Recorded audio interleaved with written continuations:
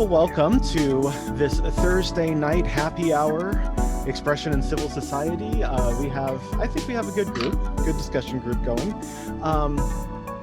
Today's topic is, and because we're all Americans, I'll just use the U.S., right? That the U.S. is a tyrannical patriarchy. Now, you could agree or disagree with any part of this. You could say it's a patriarchy, but it's not tyrannical. It's tyrannical, but it's not a patriarchy. Or it's not patriarchal, or the patriarchy is good. All of the above are okay positions to have and express. And I think we'll go to Julianne to give us our first thoughts.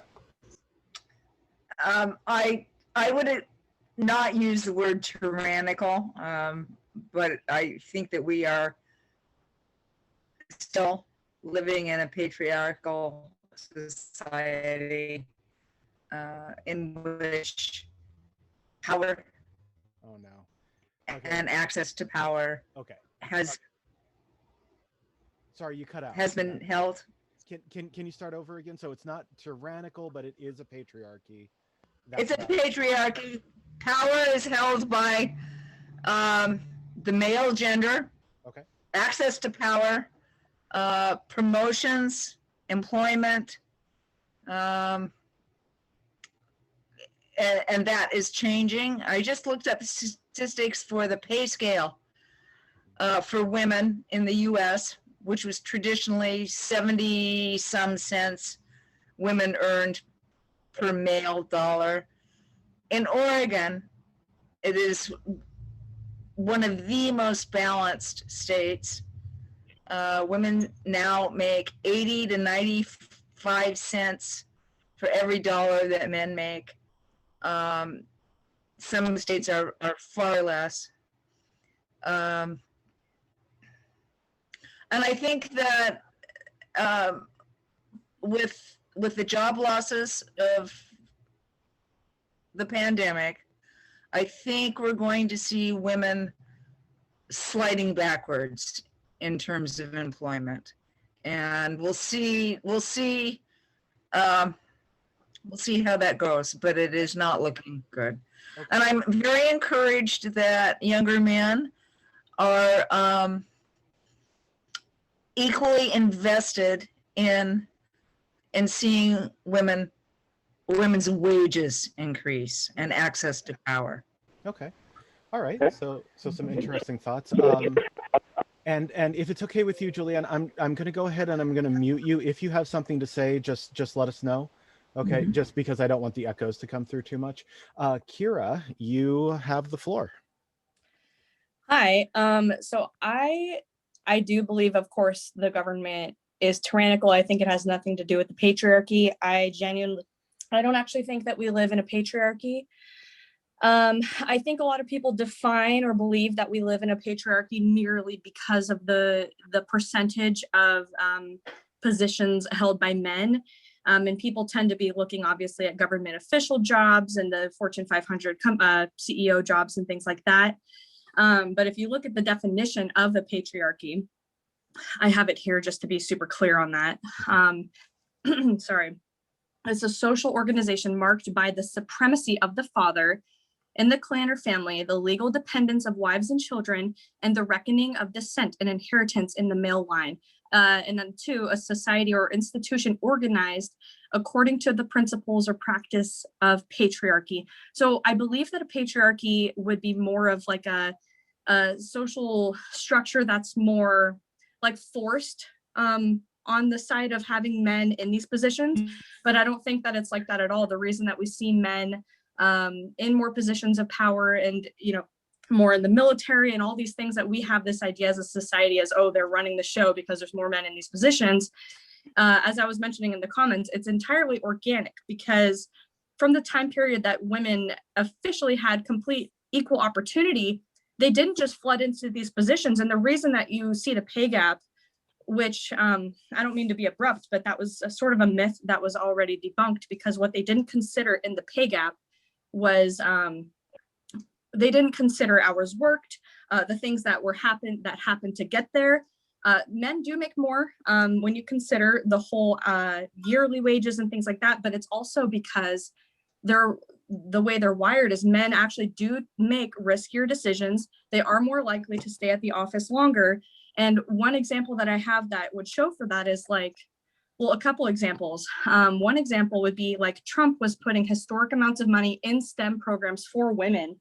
STEM programs are male dominated, and you tend to make more money when you go through STEM programs. But even when Trump was dumping historic amounts of money into women STEM programs he was actually trying to incentivize more women to go into these STEM programs to make more money, and they're still not filling up. So women they make different decisions. And this is actually proven because when you look at like the Nordic societies, for example, that are ultra progressive and the staple for gender equity, which is really what we're talking about here, because equality would be equality of outcome, which we have. And what we're seeing is an organic result basically of the different choices that men and women make, which isn't accounted for. But like in these societies where they do put for equity with men and women, like in Norway and Denmark and places like that, where it's kind of more of like an affirmative action type deal for women because they're really more pushing them in. What studies show is the biological difference actually drastically, get actually bigger. The difference between men and women actually get bigger the more you try to force the equity, if that makes sense, as far as like more women CEOs and things like that. There's just different choices. And I mean, the argument could be made for like nursing and teaching, like I said, those are women dominated. Why? Why is that? Yeah. Because we make different choices. Right. Okay. So Julianne wants to get in.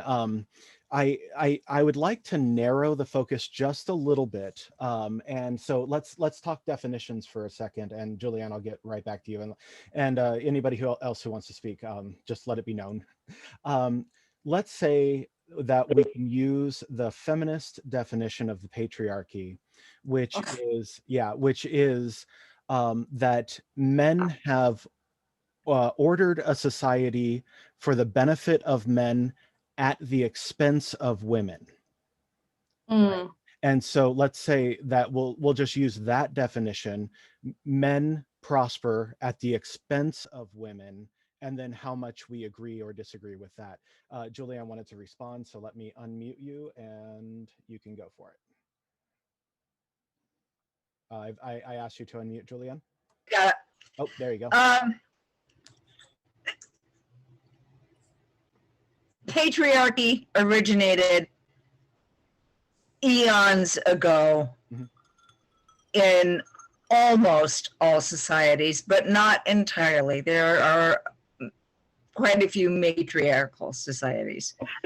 In the United States, citizenship was granted only to white males. Women, people of color, were not considered citizens. And from our origins, that is the definition of patriarchy. Men held the power. And in 200 years, women have gained the right of full citizenship by being able to vote, to work, to be educated, but access to the boardrooms, the presidency, occupations is restricted still. There's still a gender imbalance. And I think the argument that women's brains can't accommodate STEAM education is a fallacy. If girls are not educated or offered the education at a young age, they won't go there. Okay, wait. Let's go ahead, Kira. Go ahead and respond. I don't think it's fair to say that I made that argument, because I didn't at all. What I said was less women make the choice to go into those programs. It's readily available, and women are more than capable of doing it. They have the absolute opportunity, and they were actually given record number of grants in the last couple of years to see if they would do it. Less women do it. I never ever said that their brains can't accommodate it. I think STEM is probably one, like, just all those topics in general are some of my favorites. But I just needed to stop it right there, because I absolutely never said women weren't capable in any regard. They choose to do it less. Right. Okay. So yeah, so there's a couple things that, again, it's all a matter of, like, are we going to get are we talking past each other, right? Sorry, I'm trying to get Sharon in. Okay. So the idea that there aren't as many women in boardrooms or in STEM fields, right? We all agree that there are not as many women in STEM fields or in boardrooms. Now, the question is why, right? Now, do we believe, I see you, Joanne. Do we believe that there are equal numbers of women who desire these positions and there's a system keeping them out? Or is there something else at work? And it could be interest levels, it could be biological estrogen versus testosterone, right? Because that has an effect. We've all met high testosterone women, and usually they have very little interest in children. They have very little interest in, traditionally what we would call girly things, right? And we've all met high estrogen women who can't wait to get pregnant and have, dozens and dozens of babies. It does play a part on our behavior. So that would be the question that I'd like for Kira and Julianne to consider, but Joanne wanted to get in, so. Just very quickly, in the 60s, basically our women that I saw became successful in corporate, usually law and business. But the whole thing was they became miniature men. Now I see the women, they're successful, they're good in corporate and many things, but they bring their female personalities with them. We all started and continues to start in grade school because we still do not give our girls the advantage, or maybe they have the advantage, but they don't have mentorship in math and science. Right. Mm-hmm. That's my two cents. Exactly. Okay. I think women are actually favored in school. I think this is something that's known because most kids have the luxury when you're a girl of having a teacher that's a girl, and you have that role model because most teachers are women. And boys do way less good in school. They're way less likely to graduate. Academically, they're behind women. I think women are more privileged in school, and there's statistics that back that up. Women are more likely to go to college and succeed and get an education. And they're more likely to have a female role model in school. Julianne, would you concede that it's possible that maybe not as many females are interested in STEM and the boardroom? I think that you're looking at a trend, and the trend historically has not been STEAM education for women. Okay. That has recently changed. And still not choosing to, though. A 10-year-old girl needs to get that in the classroom. Wait. Okay, we're getting some noise here.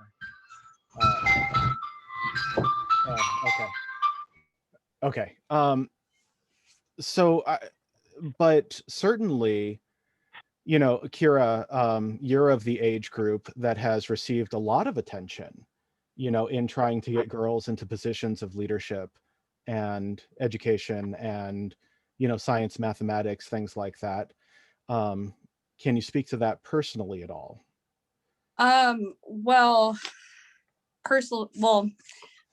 Personally from like my experience, or just from what I believe, like.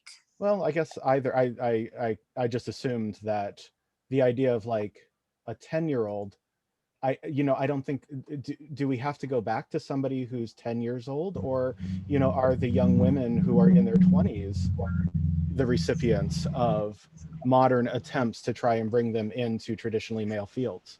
Oh, absolutely. Like it's completely advertised. There's incentives. There's literally incentives for women going into college and school and programs. You get more tax breaks. You get a whole bunch of incentives from the government because they want to try to have that. Of course, who wouldn't? But we're just not seeing it. That's the thing. So I don't know what else would be left aside from like affirmative action, which would be pushing them into it, which wouldn't be equality at all.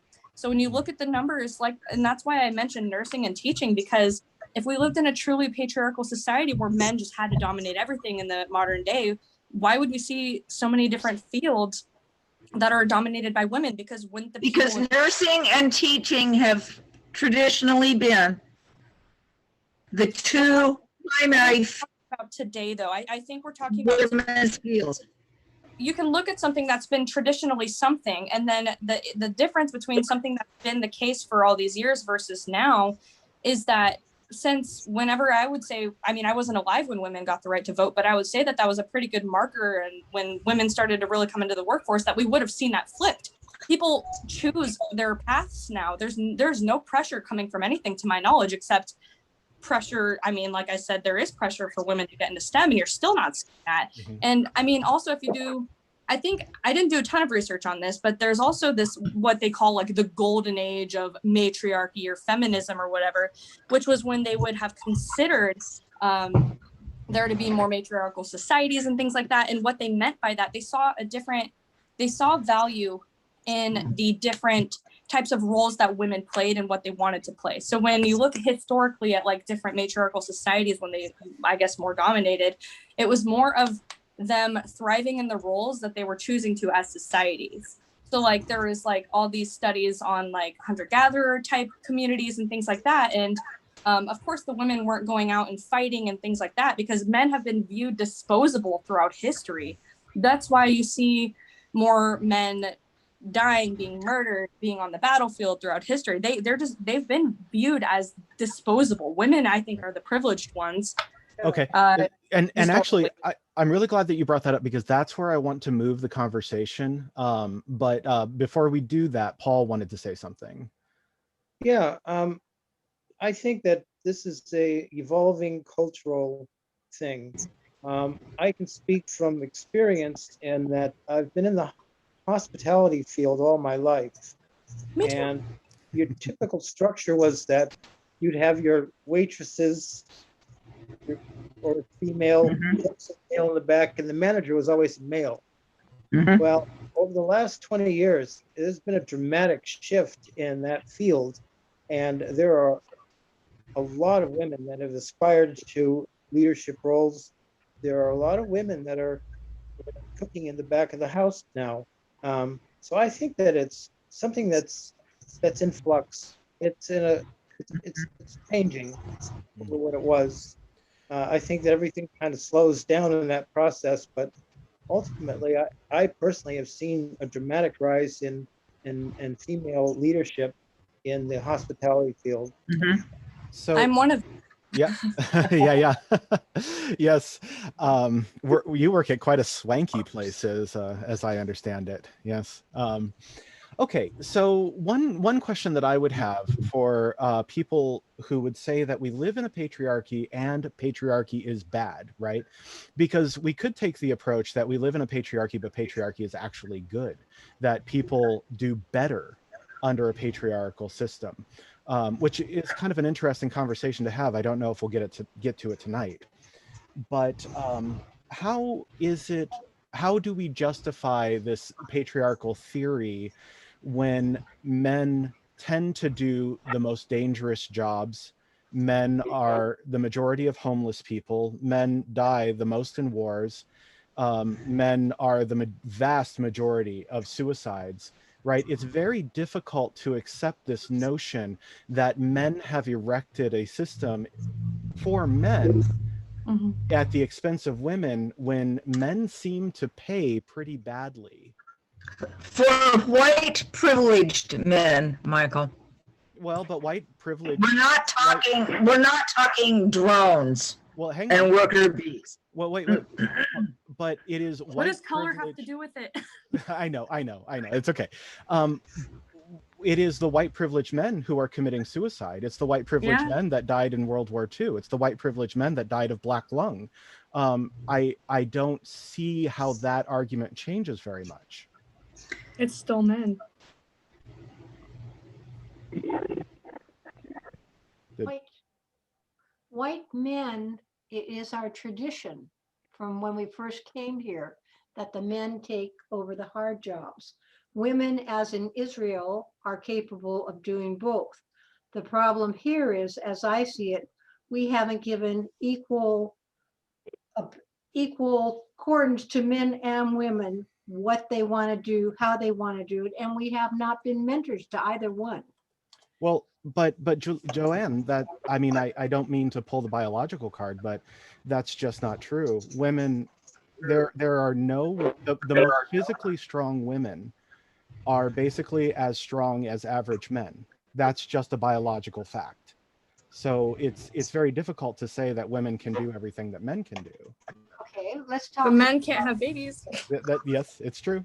Men Okay, cannot so have babies. today in war, we don't have men and women, I mean, men fighting on the battlefield. We now have people in an office throwing drones and killing people, which women are more than capable of doing in war. Do you want to know why there's not more women in war, though? It's because, actually, my fellow Christopher here is in the infantry. It's because they've done studies, and when you women, okay, so the groups that perform at the highest. Sorry, wait, did it? Am I Yeah, still? I know we're getting an echo. The groups that perform at the highest levels are all men groups. And then second, it's all women. And then third, it's mixed groups, because what happens, and this is also, I think, just a result of biological reality. When you have women, there's a couple reasons. When you have women on the actual battlefield, whenever they get hurt, again, like I mentioned, unfortunately, the women privilege here is that men are considered disposable, because what happens is when men are fighting, if a woman is wounded, they're more likely to just instinctually run over and try to help the female. Whereas typically when it's men, they're more capable of continuing to go on. Another thing is hygiene. Men have a little bit more of an advantage when it comes to hygiene when you're out sleeping in the bush for 30 plus days. I'm sorry, but it's very non-functional. Like when you have women out there, no one's saying that women can't do it, they still do, but men perform at the highest levels when it comes to that, and that's just a fact, and that's just something that they've already gone through. So Okay. So I see Joanne and Julianne were both shaking their head vigorously. Joanne, I'm assuming you disagree with men helping women who are on the battlefield, because that's I have a military man who can come talk about that too if you want. I think we can fully take your word for it. On the battlefield, I really don't know that much about it. However, in day-to-day life, on the farm, in the business or anything, I take exception because men are, in at least in my perception, in my family, men are not disposable. And I don't like that. And I don't make exception with you, Kyra. Let me that. Oh yeah, God, men are disposable. I'm saying that's how society's viewed them. That's why centuries on centuries and centuries they've been viewed as disposable. I don't actually think that. I think that's sad that that's what you got from what I was saying. I was saying that that's the privilege that men get through centuries of humanity, is that they're more disposable. Right. That's so let's all live in pretend land for a second. And this is a conversation that I was having with Kim and Sharon earlier, that we are being invaded, right? We're being invaded by a hostile army. Okay. Now, I don't think any woman would have a problem with the patriarchy in that instance. Yeah. well, no, I mean, I don't think so. I mean, I think it's tough. I feel like that would be more on an individual basis. Well, what I mean is that I don't think there's a lot of women who are going to look at an invading army and say, I'm going to rush in to possibly do gun or hand-to-hand combat in that situation. Mhm. True. Yeah. If that be the case, it's because they have not been trained. Women today are equal and they fight beside and above and around their men. if given the opportunity and the training. Have you I would, okay, so there was a story about a biological male who decided that he was going to identify as female and got into MMA, mixed martial arts, and it was set up about it is one of the most horrific and ugly fights you will ever see. Right. Right? Women, a woman fighting a man is one of the most grotesque things I can imagine. Lois had her hand up. As a veteran, I can tell you that in the service, and when there are a group of men, one woman in that group will change the whole attitude of the meeting. The men can be rough and tough and they fight to the death, but if a woman is there, somehow it all changes. It all becomes lighter and they all are considerate. They don't use the same language and they don't act the same. And in some cases, saying, and I don't know who said it, but for a man to succeed in high office, he should have women in the under positions and pay them well. The women support the men, and I really don't mind having a patriarchal society. I like having a man being the one who does the, well, I shouldn't say the hard work, although work is work, but men do stronger work than the women. Women are capable. The women are very capable. They can fight alongside the men, but I like having a man there as a leader. I really do. I've worked for women, I've worked for men, and I'd much rather work for a man. Okay. Yep. All right. Okay. Kira, Kira, I know you were on a time constraint. Do you got a split or? no, he waiting for basically the message that I have to go. I mean, it could be any. Well, I have to say I'm not entirely satisfied with my question about what was talked about with the disposable male issue, that if it's a patriarchy, then why are we so okay as a culture with the terrible situation that so many men find themselves in? Yep. Okay, Julianne, ask you to unmute.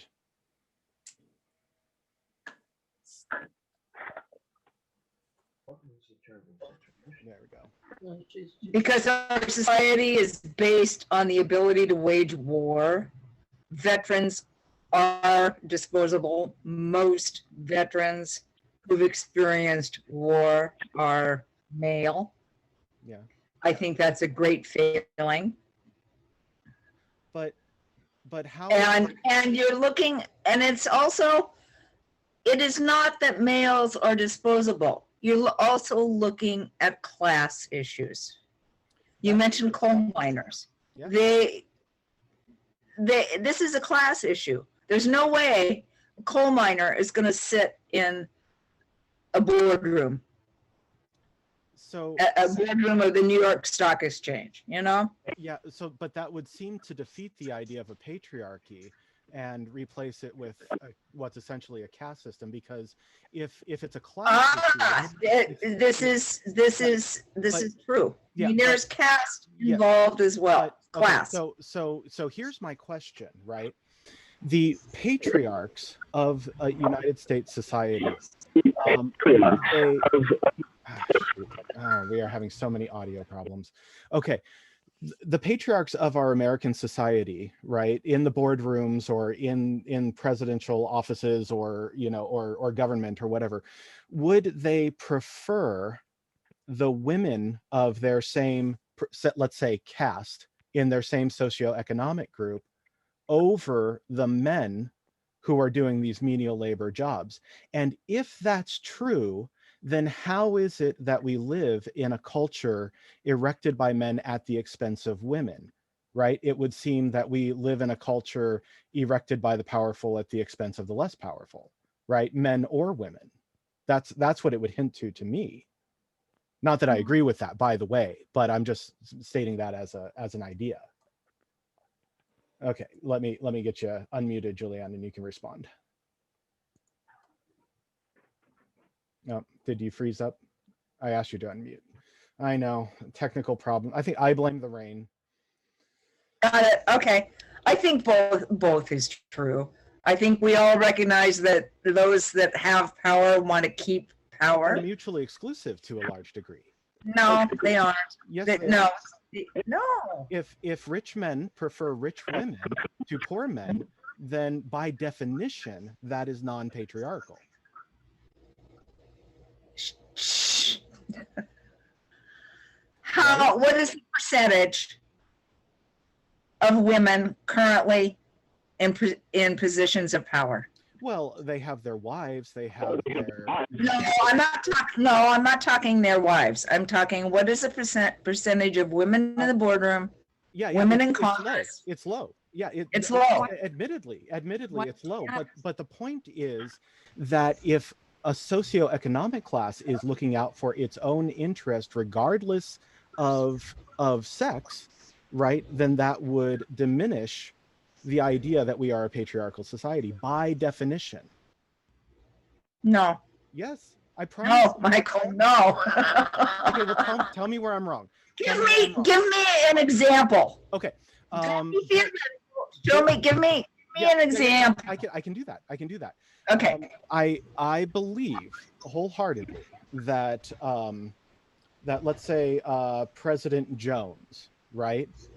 President Jones, let's say John Jones, is way more interested in his daughter's well-being than he is in the people who are freezing in Texas, right? Regardless of whether they're male or female. Personally, on a personal level. Exactly. Yeah. Exactly. And so then by diffusion, right, all of the people that President Jones is connected to, he cares way more about those people than he does the people in Texas, right? So that social class as a group is way more self-interested than they are allegiant to their sex.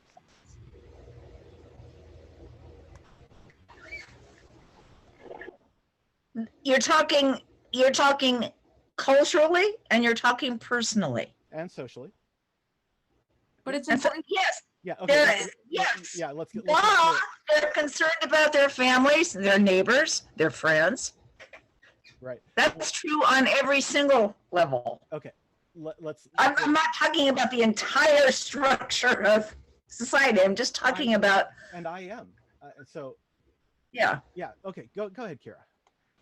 Oh no, I don't really have much to say. Oh, I agreed with you. I was just saying it is important to look on these individual basis, because if you look at the numbers, like we brought up the point was brought up again that there's more men in boardrooms and there's more men in these positions of power, but we're in a different age than we were back in the day. So my question is, why is that? In science and data and sorry, I'm walking, so I'm losing my train of thought, but like surveys, etc., prove pretty much. I mean, there's always more to do, but women make different decisions, and that's, I mean, I'm sorry, men make riskier decisions. They stay longer at the office. This is documented. It's what lands them in these higher positions. There are women like that. Of course, women are capable, but there's just less, and that's all. It has nothing to do with oppression or that they're just kept from doing these things. Is this a person? You're saying that it's a personal decision that a woman leaves the office 2 hours before a guy? Or is it because she's got kids at home and she has to do 2 hours more housework? Do you think she's doing that because she just is forced to and she has to? Oh, dread the poor kids. Oh, I don't want to have to go see my kids. I'd rather stay at the office. Don't you think that's more of a privilege? Why can't the guy do it too? No, they can't. And But women are we're more likely to seeing- want we're to seeing- go do this. They Okay. they can. Wait. So, but I think both of you would agree that the inclusion, that if a woman wants to be a mother, that has a profound impact on her life professionally. Yes. Right? Yes. And Yes. so, There's no question. right. And So, if the balance of power is equal, guys should be able to have paternity leave on more rights a for men. I semi-equal agree with that. basis to participate. And but do you think many younger men are doing that right now. right? So but do basically you what you're saying is the office is more important than a family. Right? Because, oh God, women got to go Too tend to their many kids. To many people, yeah, this is true. So why do we measure the patriarchy in that way? Why don't we measure a society of how well you take care of your kids and family? Then women, it would be matriarchy. But we're so obsessed with the office and with power and with government. Why? Why? Like, I don't understand. A woman typically will choose to go hang out with their kids. And that's, I mean, part of the reason they spend less time at the office, because family should be above all. So we would live in a matriarchy. Well, a lot of it is a money consideration. Right. Yeah, Mhm. the cost of living, of course, is not what it used to be. And Because again, when this there was is one breadwinner, there was less competition and there was more money. But then I'm not going to get into that. no, But no, it's okay. You can get into that, right? Because there are a lot of, I don't know, would you consider yourself a tradcon? I've never heard that term. Oh, really? Okay. Traditional Yeah. conservative. Yeah. All right. Oh, I mean, kind of in a way. Okay. Like, I know that sounds really, in a Yeah. way. I mean, I believe in equality of opportunity, so I'm happy with where the laws are at right now. But there's been a lot of studies that women, and I'm not saying that this is how all women need to live and how women should Here, live, but there are studies that women were happy. Sorry, I'm getting so dizzy watching this. did I lose you? What's that? No, no, you're still around. You're still around. You're just no picture. Okay. So Oh, sorry. yeah, that's okay. It's It's okay. dark. So we've gotten a little lost from the topic, but that's all right. Um, if we are to continue having families in the United States, we're going to have to make some kind of adjustment, because I think we would all agree that what we're doing now is not necessarily working. Right. Is that fair? I would agree with that. Yeah. So But either, the question is that the division of money earning labor should be equally divided between the partners, or one one parental figure ought to retreat from work and tend to the home and the children. I think that we're seeing that happen right now in front of us, with the job losses and the huge decrease in the number of women in the job market due to the pandemic. Staying home. Sorry, go ahead, Lois. There's a lot of women working now because the jobs are available that are not available to men. So the men are staying home with the children. Right. Yeah, I mean it is changing. I think we will see a big change in Okay. a more equal distribution of home childcare duties, Yeah. child rearing duties. Go ahead, Sharon. The statistics over the weekend, can you hear me fine? Yeah, we're as fine as it's going to get. Okay. Over the weekend, they said that the unemployment rate has gone up because women are deciding that their children are priority over the jobs. Mm-hmm. And they said that the unemployment rate has not changed for men. It's interesting. I imagine that the biological connection of mother to child is something that dictates pretty much the entirety of life decisions once children enter the scene. Right. I have heard from countless mothers, and tell me how wrong I am, but I've heard from countless mothers that if they've got a sick child at home, the husband is perfectly capable of going off to work and focusing on work and thinking, yeah, the child's sick. But for a mother to go to work when their child's sick is incredibly difficult. Mm-hmm. That's true. Yeah. Now, I will say one thing that has me concerned, and it'd be interesting to get some perspective on this, is you can go to Reddit communities, and read all about women who have lost respect for their husbands, right? Women who are no longer interested in their husbands.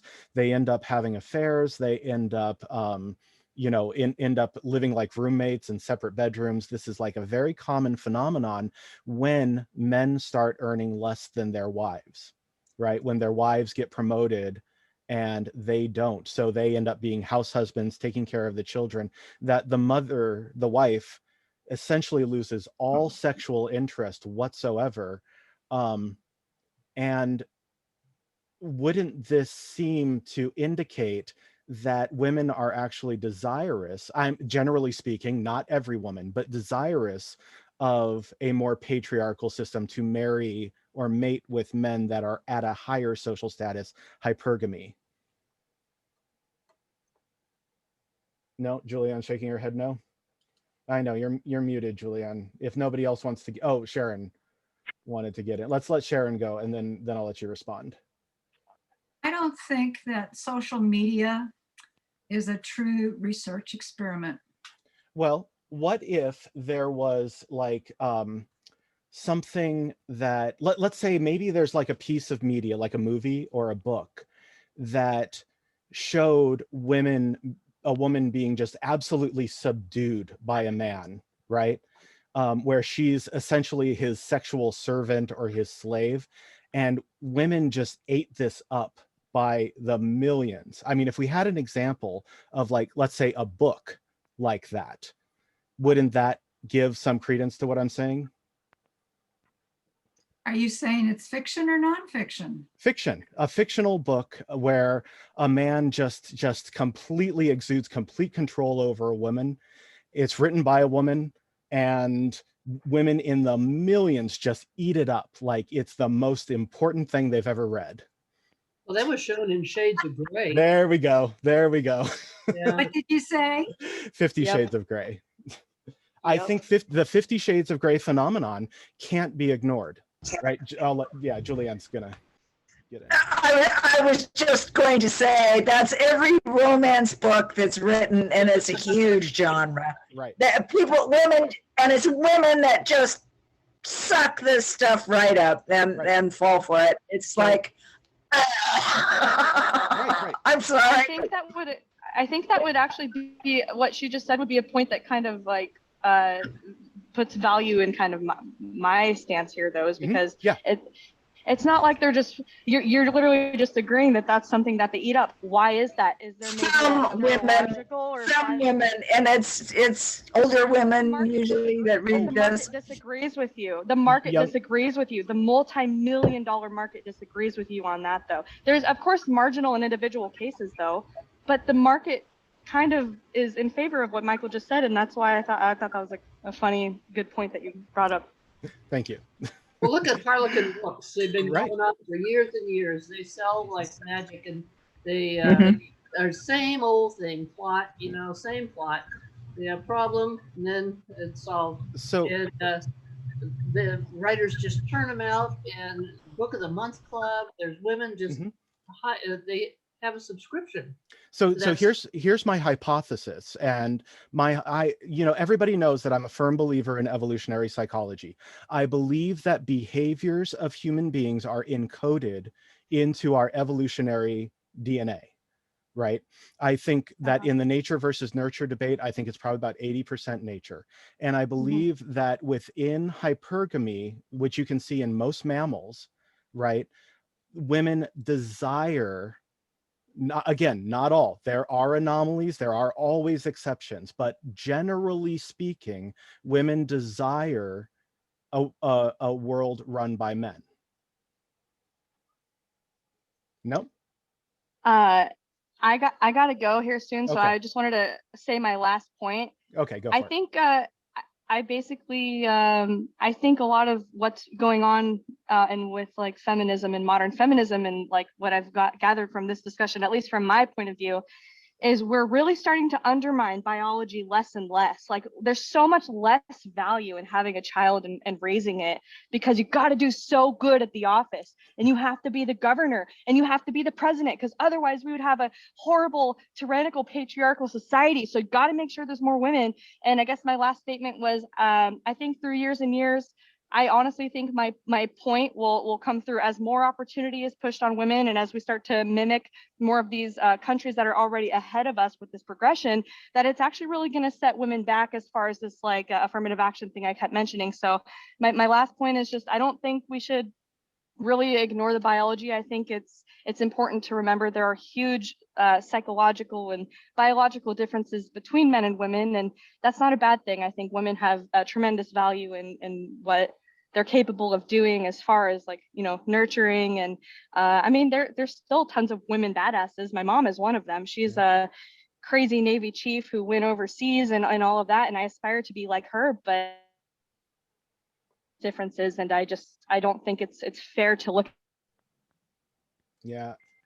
more men do this, so it must be because we're seeing women not to or keeping them. So that's my last point. Yeah, fair enough. Well, okay, Kira, thank you so much for being a part of this. We were missing you, and yep, hope you have a lovely night, and maybe you can do it again next week if you can. No pressure. Thank you. Yeah. Thank you. I'm gonna listen until I have to go for sure, and then I'll just cut off. Sounds good. Sounds good. I'll go ahead and mute you then. Okay. So let's open it up to the floor. Does anybody have, because we're kind of winding down a little bit. Are there any thoughts? Oh, Sharon. I agree that biology does, loss of words here, rule a lot. And I fear that the almighty dollar is diminishing the significance of the biology, which I think you and Kira, Michael, you and Kira both mentioned the biology is significant. And I believe that is true. There are many of us who have different experiences, and that colors our viewpoint. And even on this discussion tonight, we've got, or we did have like 3 different generations. That's true. That's true. And so that's going to color the opinions of all of us, each one of us, I mean. Yeah. And it's a state of evolution. But I want to make the point that Americans measure success by the dollar. I would 90% agree with you. I think that there's a power dynamic that can be coupled with your monetary worth, but not necessarily coupled with it.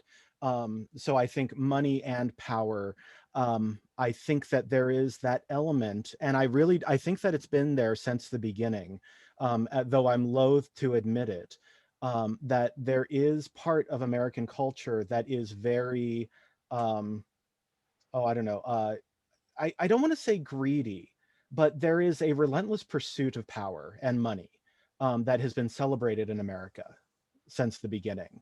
And foreign countries worship America because of that. At least they did until maybe more recently. No, when I was in India, it was Steve Jobs' biography or autobiography had just come out, and I cannot tell you the number of like middle level Indian businessmen who were walking around carrying that book. That Steve Jobs became practically a religious icon. And you want to talk about a man who was relentless and aggressive in pursuit of power and money. That's him. So that's there, and it's with us.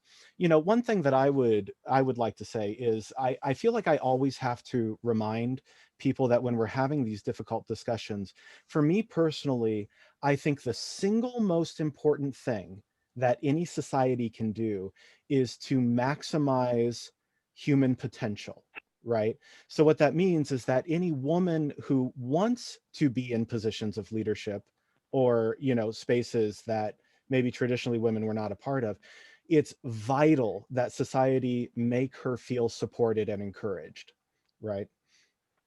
But we have to navigate that, because how do we go from encouraging young women and not cross that threshold of pushing, which is something that we've talked about before. Fine line. Yeah. No, nothing, no takers. Well, Wait, Julianne, you're muted. Yeah, can you? Oh, Well, what I wanted to say, if I may go ahead. yeah, go for it. Mutes, is that to me, there's too much. Well, let me back up. There is a lack of what is truly important in many American lives, being spirituality, Yeah. to keep us balanced so we don't go over the deep end. Right. Yeah. And for me, Michael, I think you'll agree, and probably Kim, that we've lost the balance because of the overemphasis on STEM. Yeah. To the detriment of the arts. Yeah. Because there's a loss of a balance in a personality if they're not being creative. Yeah. And Yeah, too often that is not in our schools per se. It is in some schools, but it's not. Saint generally. Sharon brings us together. We can all agree on that. Well, some schools use the STEAM model. STE, arts. And so arts are included. Yeah. No, And but it's not a broad spectrum. I agree. Yeah. And I think Julianne was just saying that some, correct me if I'm wrong, but there are districts that are trying to manage that issue. Yeah. By putting the arts in there. And let me plug my upcoming service about the love and necessity of art for Sunday. Good. Yeah. Let's get to some Sharon, are you happy with that being your closing thought? Yes, I just want to know, are you talking about your sermon coming up this Sunday? Okay. Yeah. Kim, do you want to, you didn't speak at all tonight, but can you give us a brief sense of where you're feeling or what you're at? What you're feeling? I just want to make sure we're focusing in on families and caring for our children. I don't see that happening very much in families where I'm working. I see a lot of who are respondent because they don't have very good going on. Right. We need to get back to working with the families and that kind of thing. Okay, great. Yeah, thank you. Oh gosh, technical problems just abound tonight. Yeah. Julianne, can you give us a closing thought? I would agree. I will not disagree that families have been sacrificed at the altar of the almighty dollar. This is America after all, and the pursuit of the dollar is the prime purpose of life for way too many people. Yeah. That said, every little girl that wants to go to Mars should be encouraged to go to Mars or be the next director of the CDC. And this is a generational thing, but I specifically heard ad nauseum that I had 3 career choices that were open to me. I could be a secretary, I could be a nurse, or I could be a teacher. And that's when I went off to be a hippie, because it was well, hey, it seemed to work for you. Yeah. So and girls today are thankfully being given more opportunities if they live in a decent school district, Well, one thing, yeah. There's so much more to discuss with these topics. Okay, Lois, can you give us a closing thought? Yes, I was given career choices too, to be a career counselor, but I was going to be a missionary. There was no dissuading me, and I ended up going in the Air Force. We have things open to us all the time. I would like to see women have more officers of high standing, and which is happening with this administration. I'm tickled to see it. I'm very much for the people in Myanmar who are revolting. They want that female head of state. And I love to see women succeeding because that's what they want to do. For every woman who wants to work at it, the opportunity is there. And I love it. Awesome. Yes. Well, thank you. And Joanne, you got nothing? Okay. Okay, that's fine. All right, Paul, you not to be patriarchal, but Paul, our gentleman, you get to close us out. It was a fiery discussion tonight. There's lots more to cover. Very enjoyable.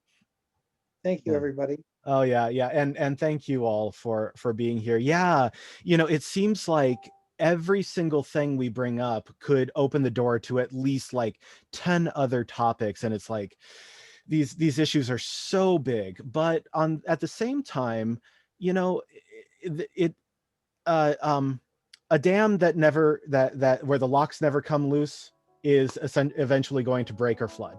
So for that reason, I am very grateful to all of you for participating, and I'll look forward to next week. So Thank you, Michael. take care. Yep. Good night.